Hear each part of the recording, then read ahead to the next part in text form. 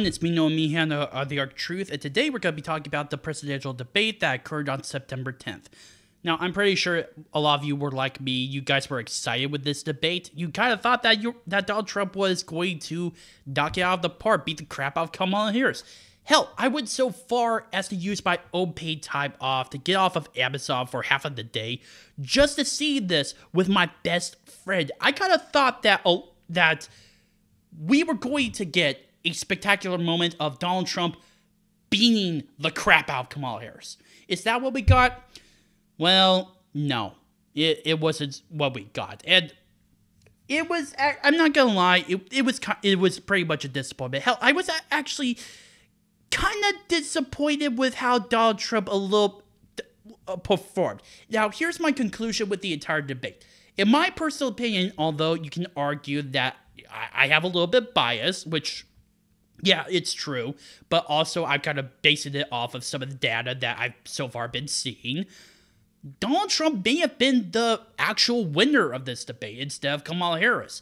Although it was definitely not a knockout blow that Donald Trump was, or what we were expecting from Donald Trump.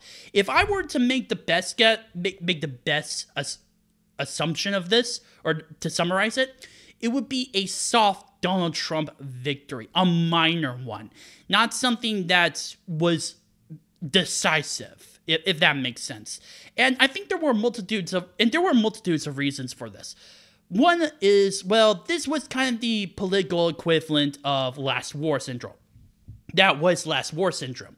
Last war syndrome is basically the idea of a present war or a future war basically going to be fought out as though it's similar to a war that was fought in the past. Good example of this would be World War I, where everyone, well, as we all know, they were all fighting trenches and tanks and airplanes and that kind of stuff. At the very beginning, everyone thought that it was going to be line infantry, the use of cavalry, horses, etc. Goes to show how much had changed since that time over a period of a few decades. But this is basically the political equivalent of that, because a lot of people, considering the fact that, well, for one, the debate that occurred with June 27th, how Donald Trump basically beat the crap out of Joe Biden to the point where Kamala Harris took his place as the Democratic nominee, kind of further heightened expectations for Donald Trump to win, but also with the fact that in her first interview with Tim Walz at CNN, she was basically committing word salad, huge amounts of word salad, and dodging the question and not really giving any specific policies. Now, don't get me wrong, we kind of saw that kind of Kamala Harris at the debate, but it wasn't exactly a word salad. It was as though she may have had some help. She may have gotten the questions ahead of time. Wink, wink, nudge, nudge. And yeah, I will get into that very later. But to continuing on, there was also the fact that it was heavily rigged. Don't believe me? Well, one of the questions was about January 6th, and the moderator said, "Oh, Donald Trump, do you regret what happened on January 6th?" Because if she said yes, that would basically mean that Donald Trump takes responsibility for what happened. He promoted in his direction, and everything that the mainstream media and the establishment says was entirely true.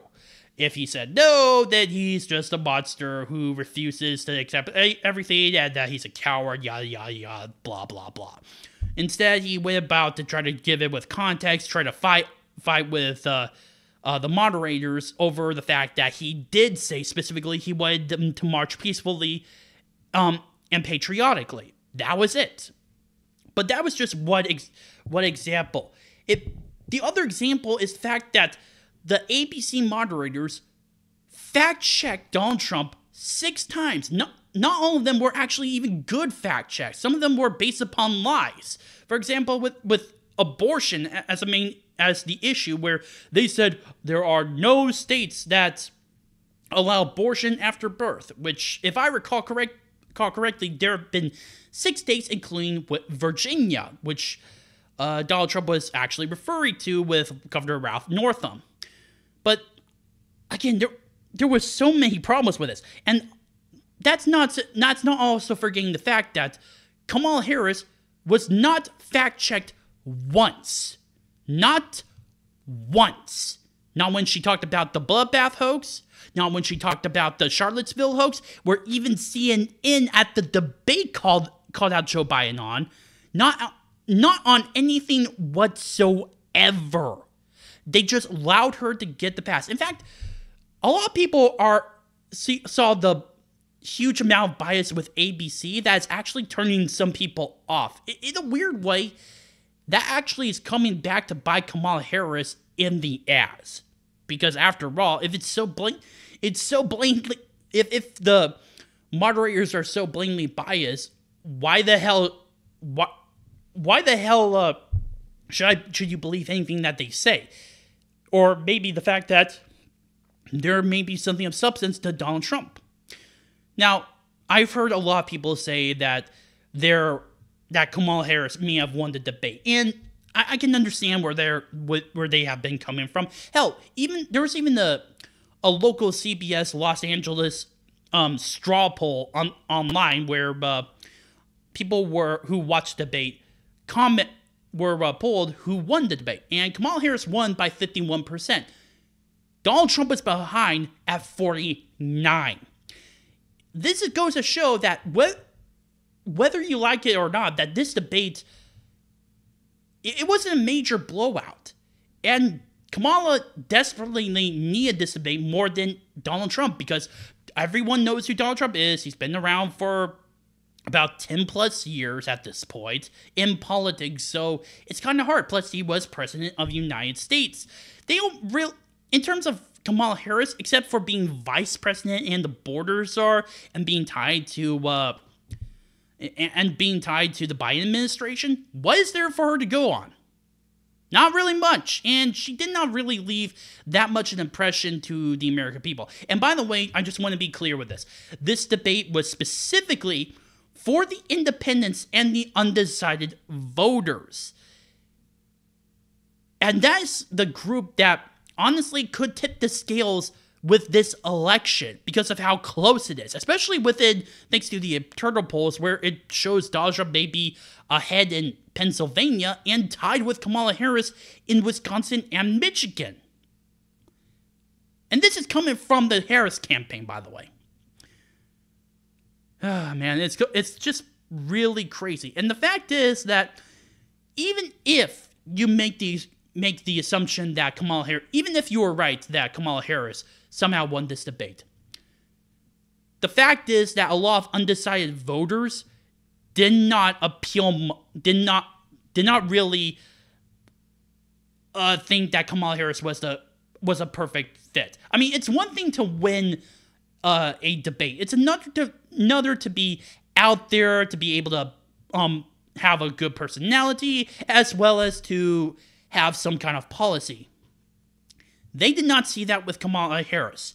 In fact, when CBS interviewed 10 undecided voters, apparently most of them, 6 out of 10, went to Donald Trump. 3 of them went to Kamala Harris, while 1 remains undecided. I wonder why that's the case. Could it be because she was dodging questions, that she did not really give many explanations into what her policy is going to be?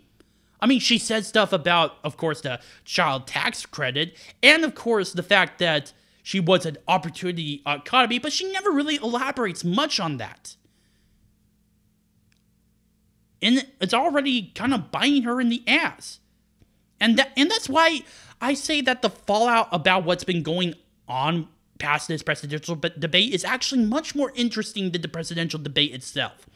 Because people have been calling out the moderators of how bad they were. They kind of already see Kamala Harris, and they don't really like her. Hell, the fact some people actually saw the ABC News Philadelphia interview with Kamala Harris, and she basically literally said the exact same words that she said in the debate, whether in regards to the economy, in regards to immigration, etc. She literally said them word for word. If you don't believe me, I will put the link down in the description down below for YouTube. It's definitely, it's both frustrating and ridiculous, and people are rightfully calling her out on this. And this is why I would say that that even if you can make the assumption, or make the possibility that Kamala Harris won this debate, it's the equivalent of saying winning the battle, losing the war. If I were to put it because right now, the Kamala Harris campaign is panicking. They are panicking right now. They think that Donald Trump is a much more likely to win many of the swing states. They say that North Carolina is actually much better to flip in comparison to states like Arizona. They don't really have much support in Georgia, in Nevada, and I said before with what happened in the Rust Belt states, which means that it's not looking good for them. If I were to put this in the military aspect, in terms of like military history, it would be back in 1775 where Boston was under siege. The British, their only supply route was to the sea, and well, they weren't really gaining too much support in terms of reinforcements and supplies because it was a weeks-long trip. So, what was their best bet after there was a siege by the colonial militia after Lexington and Lexington and Concord? Breakout. More specifically, at Bunker Hill. It took them 3 tries against the colonies. And they managed to take the hill only after the colonials left after running low on ammunition. 400 patriots died at the expense of 1,000 British soldiers.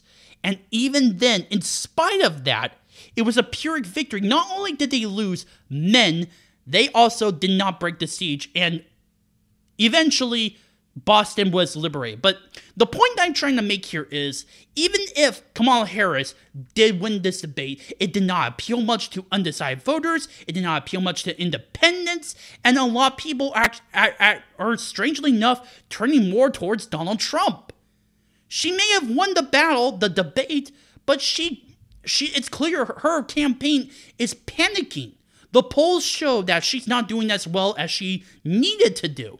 And she needed to do much better, which is probably why she wants another debate. Now, currently, Donald Trump says that there isn't going to be another debate, but who knows what happens. After all, Donald Trump did say that, and this was in early August, he won only the Fox News debate, and then he went so far as to say, I'll counter you, we'll do 3 debates.